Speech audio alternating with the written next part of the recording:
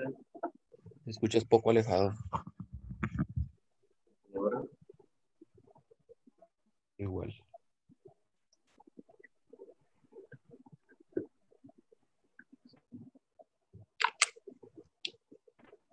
¿Ahora? ¿Escucha lejos? No, bueno.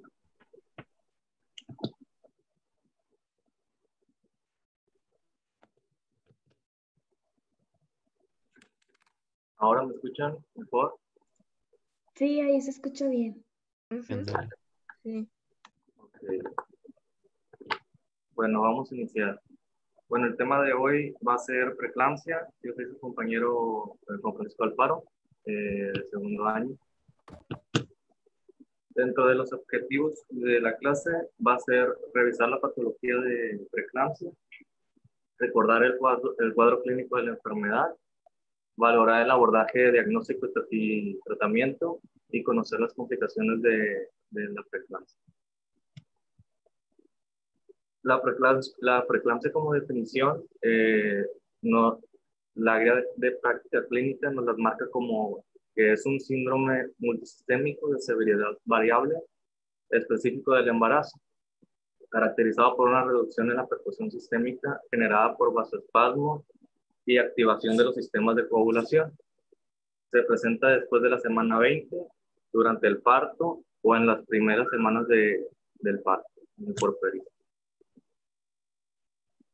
Se clasifica como, bueno, la vamos a clasificar como una hipertensión gestacional, que ya la vimos en temas anteriores.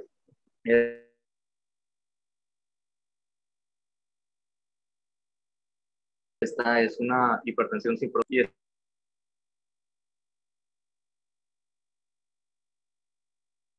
Está desarrollada después de la semana. Bueno, es una hipertensión con proteinuria, o puede ser una nueva aparición de hipertensión y disfunción significativa de órgano diana. O sea, lo vamos a ver más adelante. Ese se puede decir que es con preeclampsia sin datos de severidad y con datos de severidad. La eclampsia es una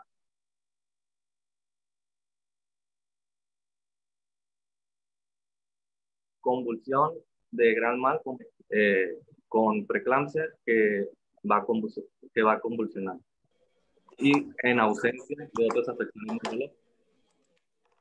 Y el síndrome de HELLP, que es un subtipo de la preeclampsia con características graves de esta. Está caracterizado por hemólisis, enzimas hepáticas elevadas y trombocitopenia. De la epidemiología, pues a nivel mundial se estima preeclampsia como una incidencia del 4.6. La OMS estima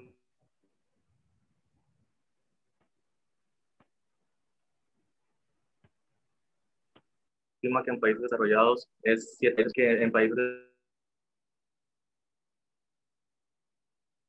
desarrollados aproximadamente del 5%, y en México tiene una incidencia del 5 al 10%, y es la causa principal de muerte materna, causando una cuarta parte de las muertes maternas en México. Dentro de la fisiopatología, pues en esta se involucran factores maternos, fetales y placentarios. Hay una formación de un flujo uteroplacentario inadecuado. En características normales, en un embarazo, las células del tropoblasto van a invadir las capas musculares de las arterias espirales. Va a haber un remodelado en donde la arteria espiral se convierte en un vaso grande, asegurando una buena perfusión del útero placentario. Pero en la preeclampsia va a haber un tejido tropoblástico hipóxico generando estrés oxidativo placentario, porque la adherencia de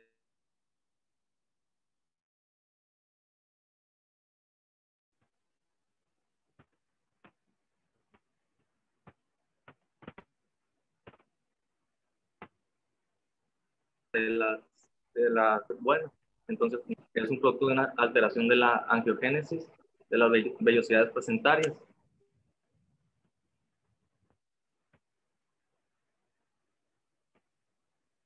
El desarrollo de la vasculatura fetal, las secreciones placentarias de factores antiangiogénicos se unen al factor de crecimiento endotelial y al factor de crecimiento placentario de la circulación materna. Eso se va a presentar a finales del primer trimestre, entre las 18 y 20 semanas de gestación. En sí es una insuficiencia placentaria por una disfunción endotelial sistémica. Bueno, va a causar una disfunción endotelial sistémica.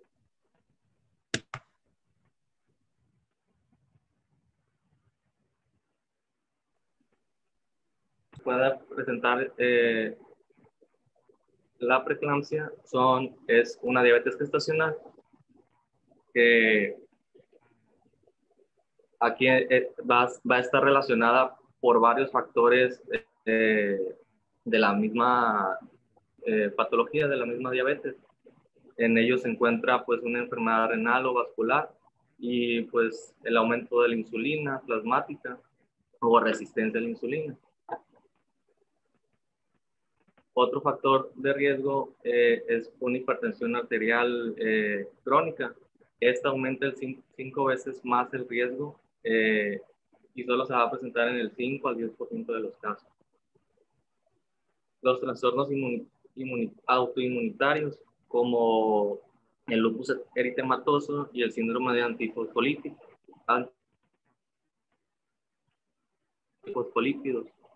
Esta se cree que es por el proceso inflamatorio que producen estas patologías. El sobrepeso y la obesidad, pues aquí se duplica el riesgo con cada 5 a 7 kilos de metro cuadrado en el índice de masa corporal antes del embarazo. Una enfermedad renal crónica, pues aquí más que nada la puede causar por una reducción de la tasa del filtrado glomerular. En el embarazo múltiple, una edad materna avanzada por los problemas patológicos que pueda tener o crónicos que pueda tener este paciente y la tecnología en la reproducción asistida cuando se usan medios tecnológicos para la reproducción.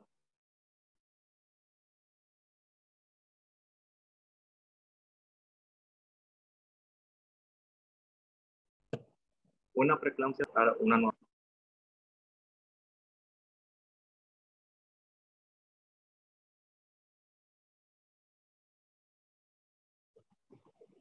Dentro del cuente con cefalea superior en epigastrio.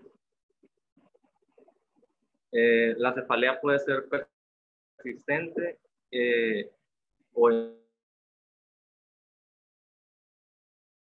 o muy intensa, un dolor de cabeza muy intenso.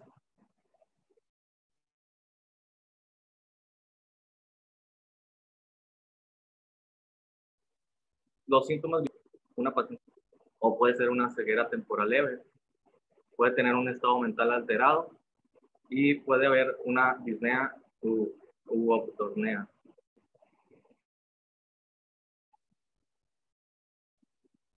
Bueno, antes de pasar a los laboratorios, alguien que me pueda decir que a una paciente con presión alta y que se sospecha de preeclampsia, confirmar el diagnóstico para valoración de esta paciente. ¿Alguien que me pueda decir? Pues, bueno, ¿me escuchó? Sí. Bueno, dentro de ahí de los exámenes de laboratorio, pues es determinar la presencia de proteinuria, ¿no? Aunque ya sabemos que la proteinuria no está presente en algunos casos de preeclampsia, entonces ahí se pudiera pedir el examen general de orina, ya sea para determinar una elevación de 300 miligramos de proteínas en orina de 24 horas, o bien 30 miligramos por decilitro en una muestra aislada. Entonces sería como que algo inicial que se pudiera pedir en esa paciente. Okay, sí. Además de su biometría hemática y todo lo demás, ¿no? Para ver la presencia de anemias de tipo microangiopática hemolítica. En la biometría hemática, ¿qué podemos esperar? O sea, ¿qué vamos a encontrar? ¿O qué podemos encontrar en una biometría hemática? ¿Alguien que nos puede decir?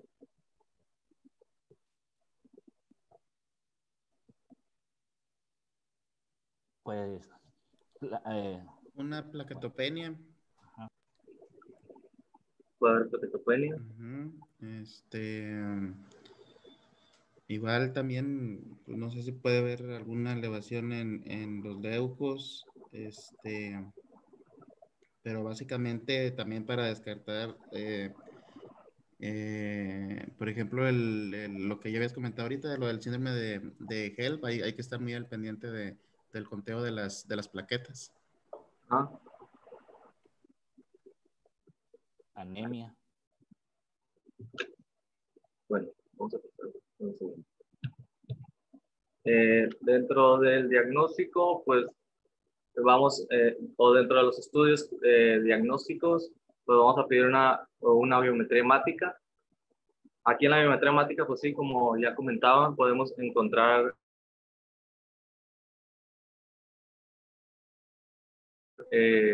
plaquetos abajo de 150,000. Y cuando hay datos de severidad de la enfermedad de preeclampsia, la vamos a encontrar hasta abajo de 100,000, de 100,000 plaquetas. En prótesis periférico podemos encontrar esquitocitos y células de casco. Aquí nos va a referir o nos va a dar el diagnóstico de una hemólisis. Vamos a ver bueno, tenemos que medir la función renal, vamos a pedir una creatinina. La creatinina puede estar ligeramente elevada, arriba de 1.1 miligramos sobre decilitro. Podemos ver oliguria en estos pacientes y podemos ver una hipocalciuria. Pues tenemos que pedir también electrolitos séricos. Va a haber una proteinuria, como ya nos comentaban.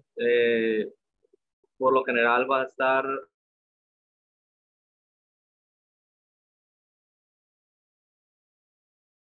arriba de 320.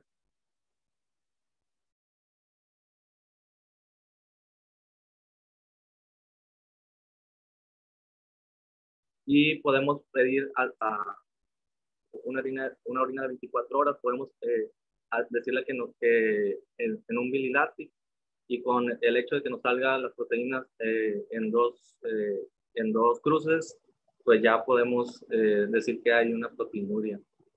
Tenemos que valorar la función hepática. Aquí vamos a ver un aumento de las bilirrubinas. Aquí en las bilirrubinas, el aumento de ellas también nos puede dar a una hemólisis. Y las transaminasas van a estar mínimamente el doble de elevadas del límite superior normal. Tiempos de coagulación también podemos pedir. Y es muy importante estar vigilando de hacer una vigilancia cardiorrespiratoria por el hecho de que nos pueden presentar estos pacientes edema pulmonar. Puede haber síntomas de disnea, puede haber un dolor torácico o una saturación por abajo del 93%.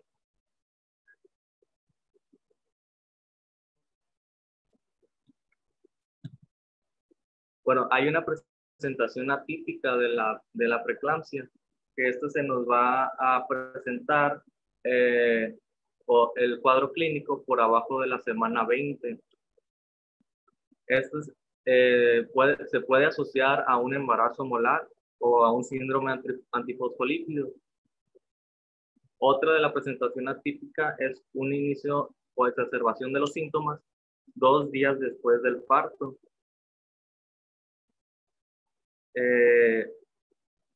Y puede ser que, o sea, 2 días después del parto o antes de las 6 semanas postparto.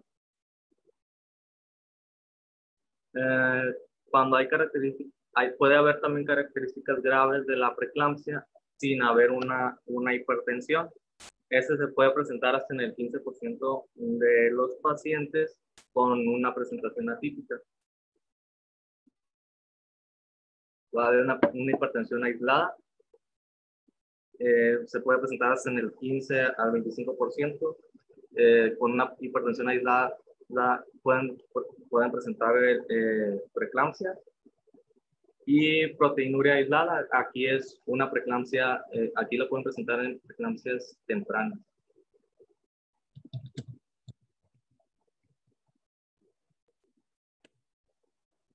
Dentro de los criterios diagnósticos, para determinar qué es una preeclampsia, tenemos que tener una presión sistólica arriba de 140 o una presión diastólica arriba de 90, en 2 ocasiones en menos de 4 horas.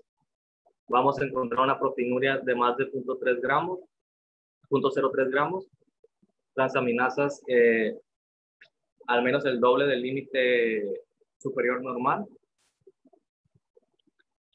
plaquetas por debajo de 100,000, puede haber un edema pulmonar y una creatinina sérica por arriba de 1.1 miligramos de cilitro.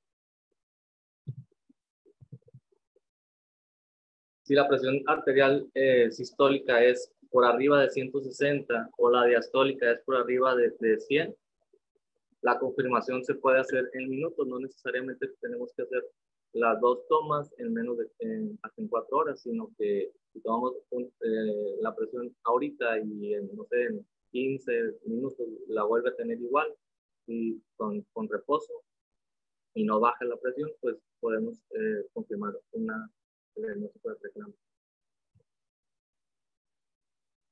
¿Cuándo se va a decir que hay una preeclampsia con características graves? Aquí la preeclampsia con características graves es cuando hay una presión arterial sistólica por arriba de 160 o una diastólica por arriba de 110 en 2 ocasiones. Una toma en 2 ocasiones. Cuando hay síntomas de disfunción del sistema nervioso central, como síntomas visuales, una ceguera cortical, fotoxia, un vasoespasmo retiniano, escotomas. Puede haber una cefalea muy severa y que aún con analgesia la paciente no mejora. También nos puede dar una normalidad hepática con las transaminasas que están elevadas a 2 veces por arriba del límite superior del rango normal, o un dolor severo persistente en epigasa sin respuesta, que no mejore el dolor y que sea intenso y persistente. La trombocitopenia por abajo de 1000 plaquetas también es una característica de una preeclampsia grave. Anormalidades de la función renal, una creatinina por arriba del 1.1 miligramos o una duplicación de la creatinina. Y el edema de pulmón, pues también es característica de una preeclampsia grave.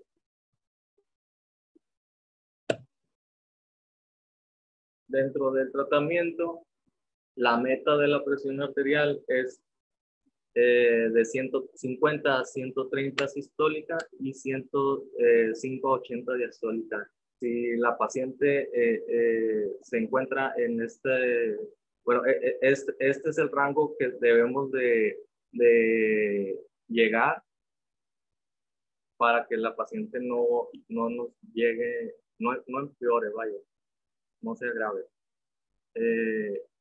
Dentro de los fármacos que podemos ofrecerle a la paciente, en sí el abetalol es el de elección, pero pues en el instituto no lo manejamos. Vamos a iniciar con metildopa a dosis de 250 a 500 vía oral. Lo podemos dar cada 8 horas. sin pasar de los 2 gramos al día, es el dosis máximo. Este está contraindicado cuando hay una enfermedad hepática. La betalol, pues como ya dijimos, es el de elección. Lo podemos dar de 100 a 400 miligramos vía oral y la dosis máxima es de 1200 al día. 1200 miligramos. La hidralacina la podemos dar a dosis de 25 a 50 miligramos vía oral cada 6 horas y la dosis máxima que podemos otorgarle a la paciente son 200 miligramos al día. Aquí puede haber efectos adversos como náuseas, vómitos, y este está contraindicado cuando hay una paciente con edema pulmonar por la retención que puede haber de líquido. Podemos dar, bueno, hay una alternativa que podemos dar, que es el nifedipino. Este lo podemos dar a dosis de 20 a 60 miligramos vía oral, de preferencia que sea nifedipino de liberación prolongada, y es al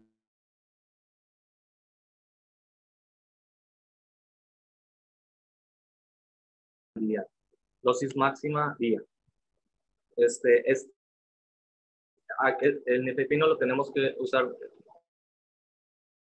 bueno, si lo llegamos a usar, con cuidado, porque puede tumbar muy rápido la presión arterial y nos puede ocasionar una hipoperfusión placentaria. Y también podemos agregar metoprolol. Bueno, en la guía de práctica clínica también nos lo marca.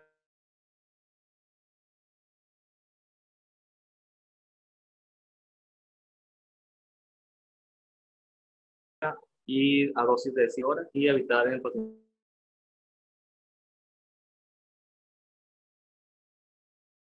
asmáticos. Me da la tarea de agregar el sulfato de magnesio. El tratamiento de sulfato de magnesio lo vamos a indicar en pacientes con una preeclampsia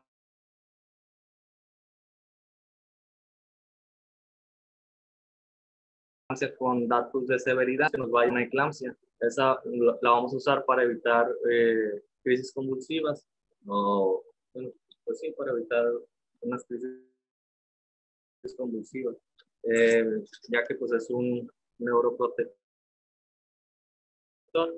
Al momento de evidencias de que da menos recidivas de convulsiones, y pues como ya les comentamos, lo vamos a aplicar en casos de preeclampsia con datos de severidad. La dosis preventiva en pacientes que tengan datos de severidad la vamos a usar en 4 gramos en 250 mililitros de solución glucosada al 5% a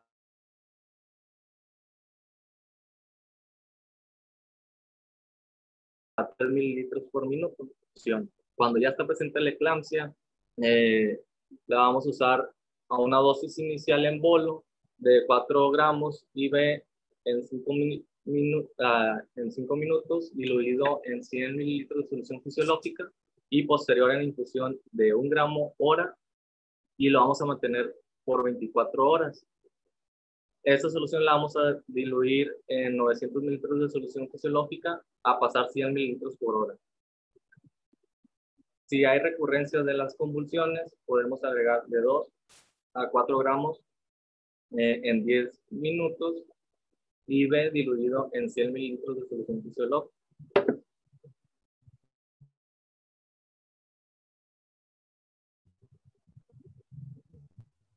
Si hay, bueno, hay que...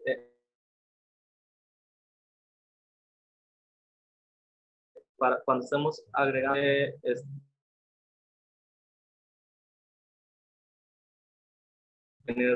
o valorar lo que si hay de decir que el paciente se está intoxicando.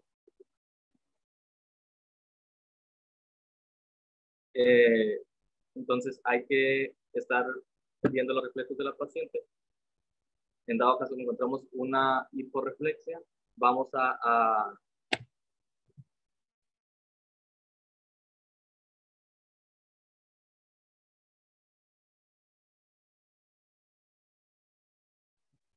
vamos a dar, la dosis terapéutica del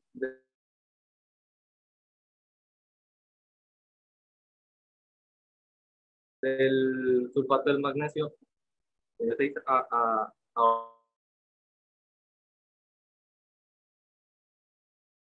8.000 equivalentes. La dosis de intoxicación de 10. ¿Sí me escuchan, chicos? Sí. Ok, bueno, Álvaro, se entrecorta mucho tu audio, se me hace que tienes ahí problemitas con el internet, pero quiero que pongan mucha atención a esta diapositiva, porque esto les va a tocar en el servicio social y lo van a hacer, o sea, si es una indicación, no es una indicación ajena a nuestro servicio.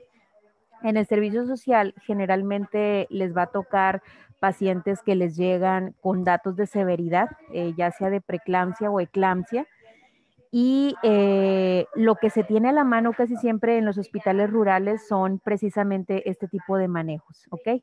A lo mejor piensen que les digo muy ajenos a nosotros, pero en realidad son manejos que nos salvan al momento de iniciarles manejos a las pacientes, porque no tenemos algo más a la mano. Aparte, va establecido dentro de los manejos. Y un punto importante que a veces se nos olvida es ese cuadrito que nos está poniendo aquí Alfaro a la izquierda sobre la vigilancia que le tenemos que hacer a la paciente cuando lo tenemos con este tipo de manejo, que son estar vigilando el reflejo rotuliano, o sea, estar revisando datos que nos hablen de una probable intoxicación, ¿ok?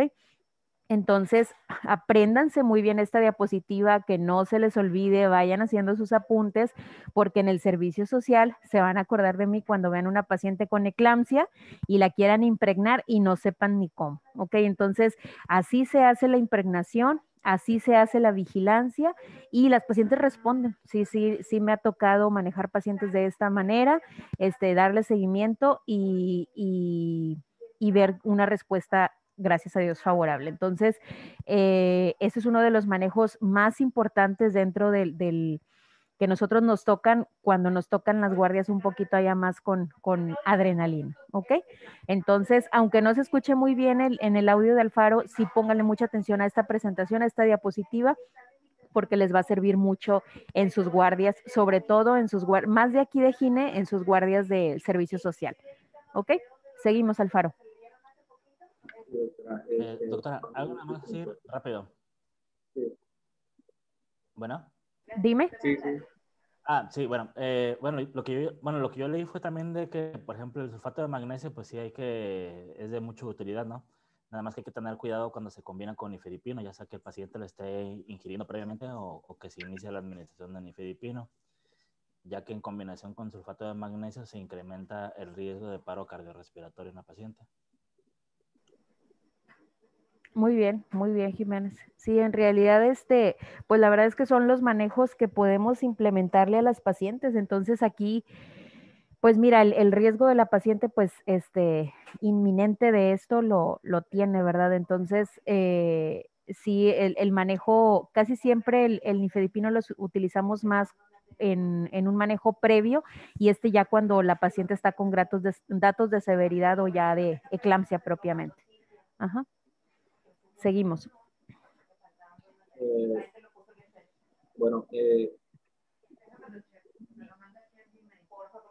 En esos pacientes hay que tener, ¿sí me escuchan mejor?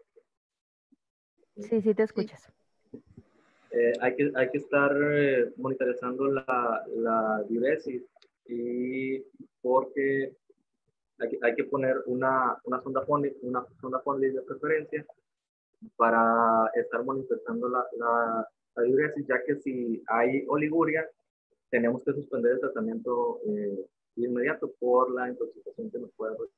Así es otro dato de severidad o de intoxicación, además de que se empiece a ausentar el reflejo rotuliano, la frecuencia respiratoria, la letargia, es la uresis. Así es, cuando empieza ya el paciente con oliguria, es un dato o una indicación para suspender el sulfato de magnesio. Ahora, ¿cuánto se considera oliguria, ¿Algún R1? Menor a 500 mililitros en 24 horas. Menor a 500 mililitros en 24 horas. Muy bien. ¿Seguimos? Doc, Pensar que el sulfato de magnesio, pues,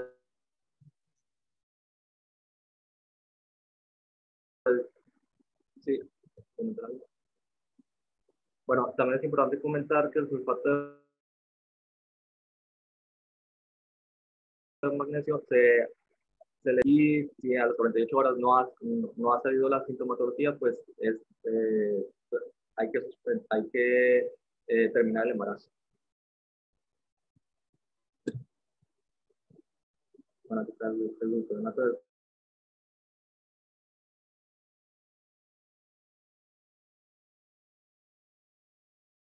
calcio, una ampolleta en caso de...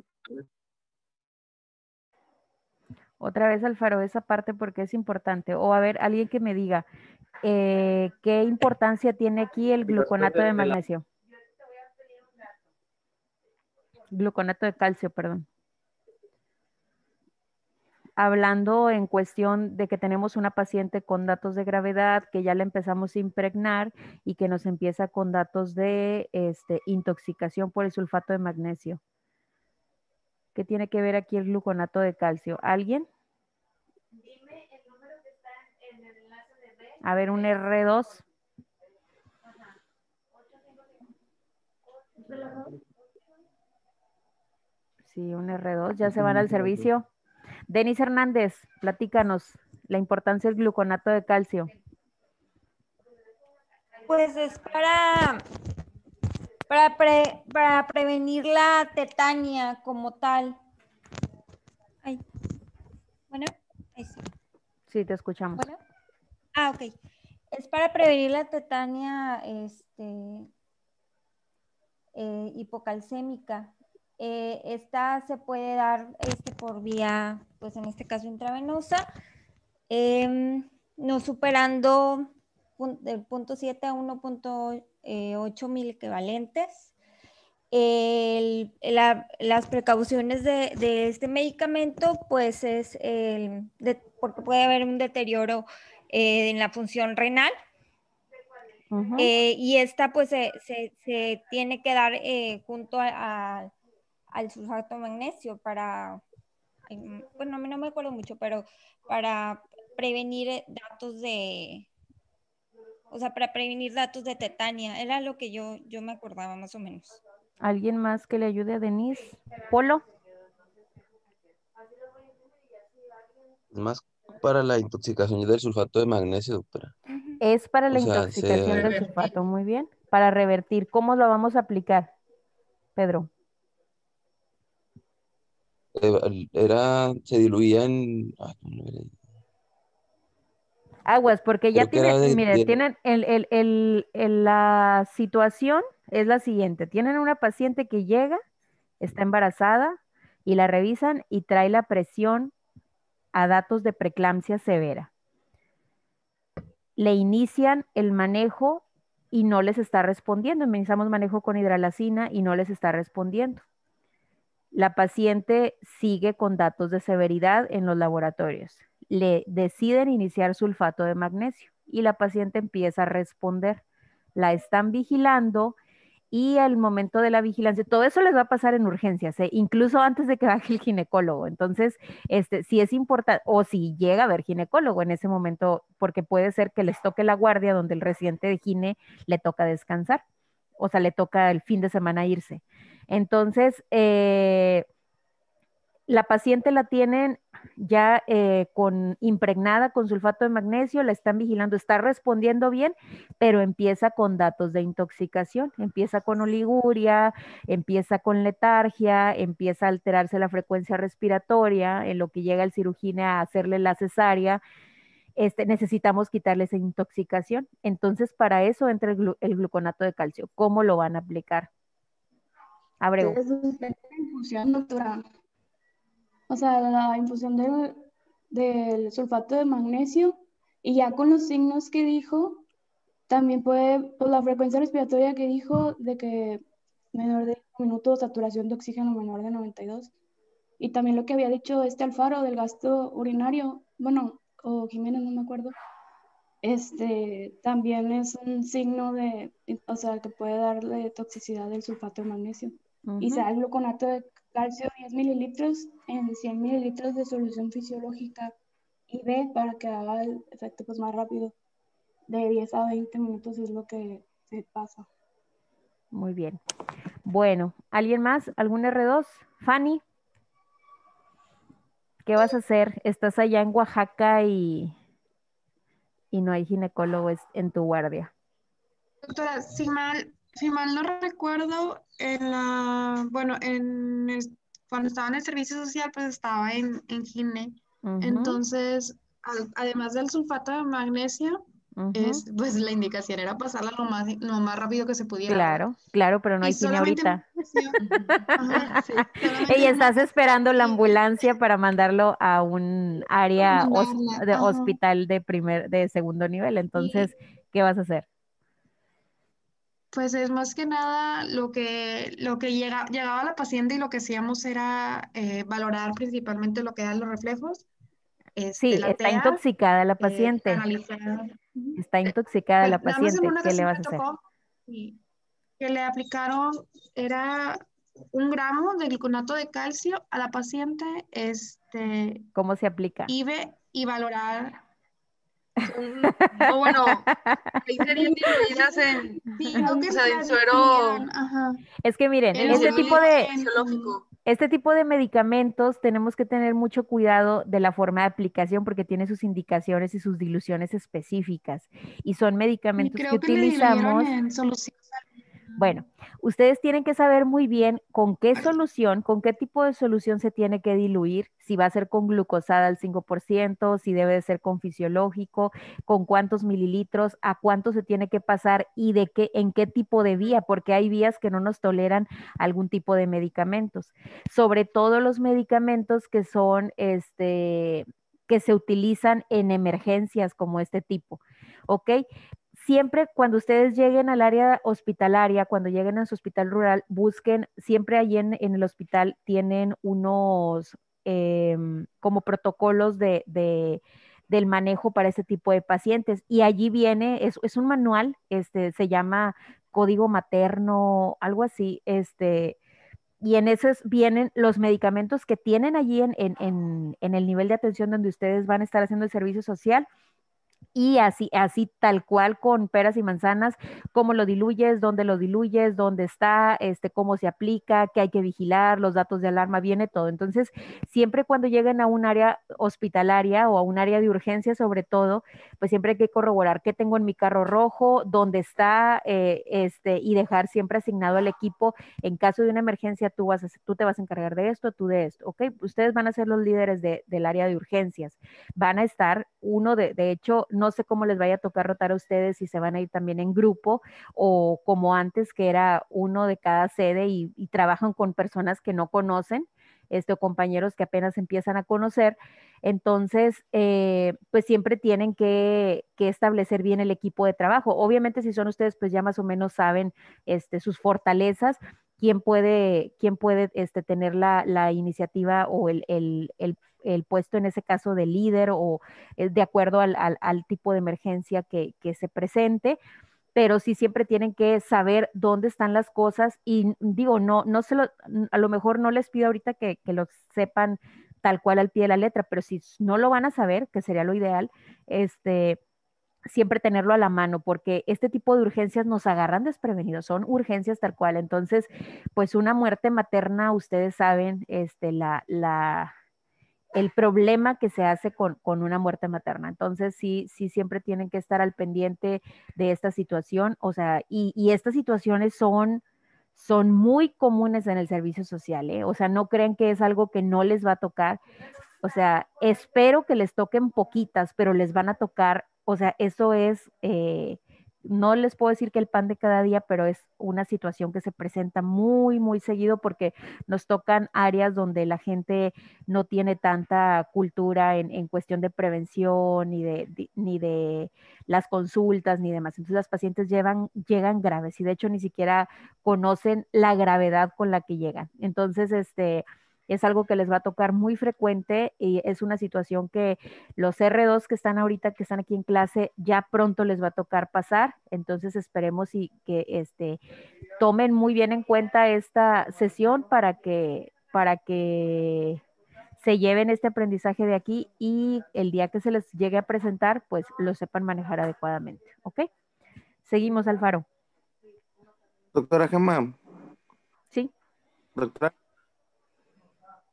sí. nada más para quedar bien claro, cuando tenemos la paciente que ya está convulsionando, se va a impregnar con los 4 gramos. Si la convulsión no resuelve, se le puede pasar otra vez 2 gramos.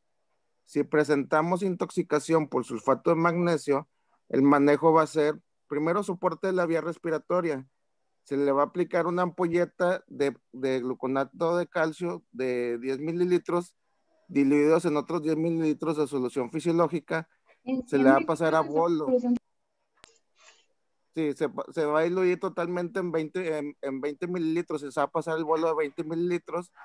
Después se le va a pasar una carga de 20 mililitros de solución fisiológica para terminar de empujar la solución.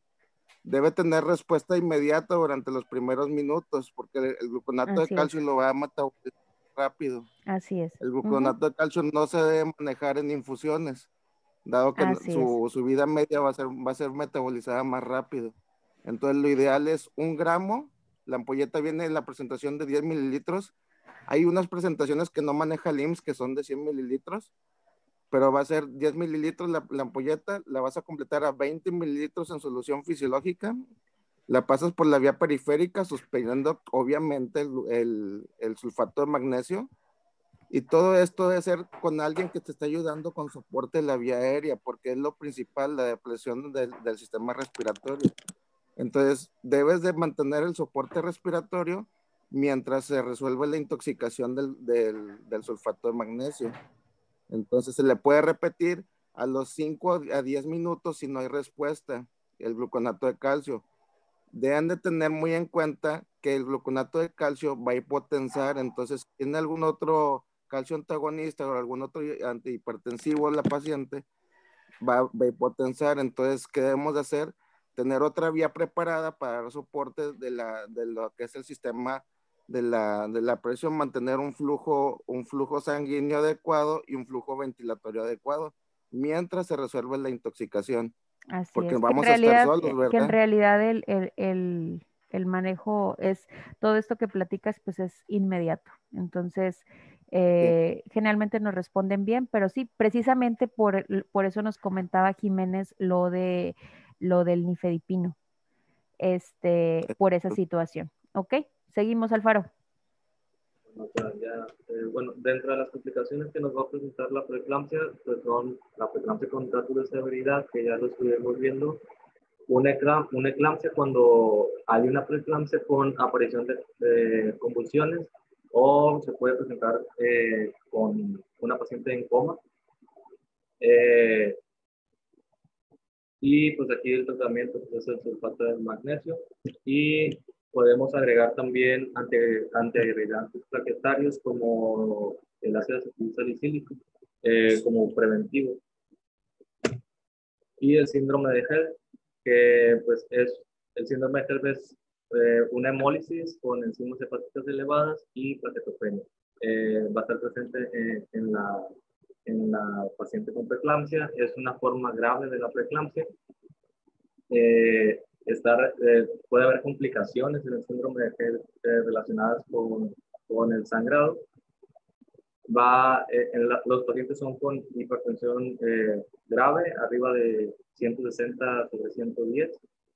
Vamos a administrar antihipertensivos como para mantener, bajar la presión lo más que podamos, a llegar a tensión arterial objetiva. la resolución de los síntomas en síndrome de Hell, pues es realizar el parto, ya sea, bueno, si se puede inducirlo o pues hacer cesárea. Hay un protocolo que está establecido, que es el protocolo Mississippi, cuando tenemos una paciente con síndrome de Hell, en el cual vamos a administrar sulfato de magnesio en bolo de 4 a 6 gramos, seguido de 1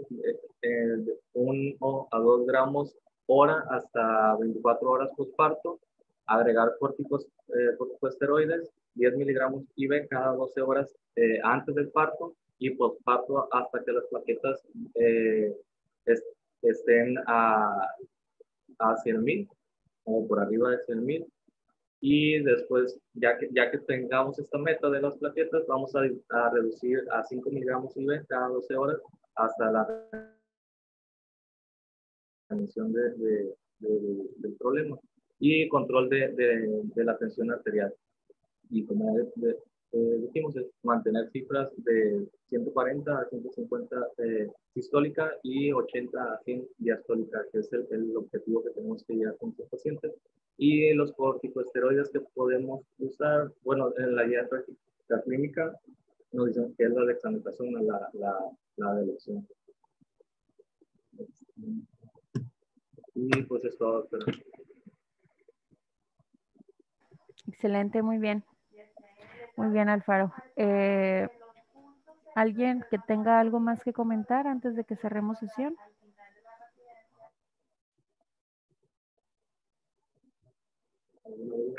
Pues todo muy bien, doctora. Nada más que sí es importante lo que mencionó del ácido acetil salicílico, darlo como prevención de la preeclampsia en mujeres con, como dijo, factores de riesgo o pues sí, que tengan una historia de preeclampsia, antecedentes o los factores de riesgo que ya vimos.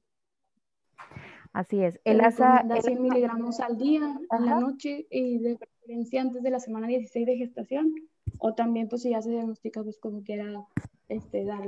Darlo a mí me tocó en mi servicio en Gine Obstet que se dejaba para... ¿El ASA a partir de qué semana la vamos a indicar? ¿O debe de indicarse? Yo leí que a partir de la 12ª semana. Así es, a y partir antes de de la las 12. 16 es lo que se recomienda para... Pero sí es importante, sobre todo el después de la semana 12, iniciar el ASA en, como comenta Mayra, en pacientes que tienen factores de riesgo, ¿verdad? Muy bien, excelente, chicos. Entonces, cerramos sesión. Ahorita ya estamos empezando nuevamente con el proceso de entrega de calificaciones de la guardia del día de hoy. Que tengan buen día. Cuídense. Gracias, buen día. Gracias.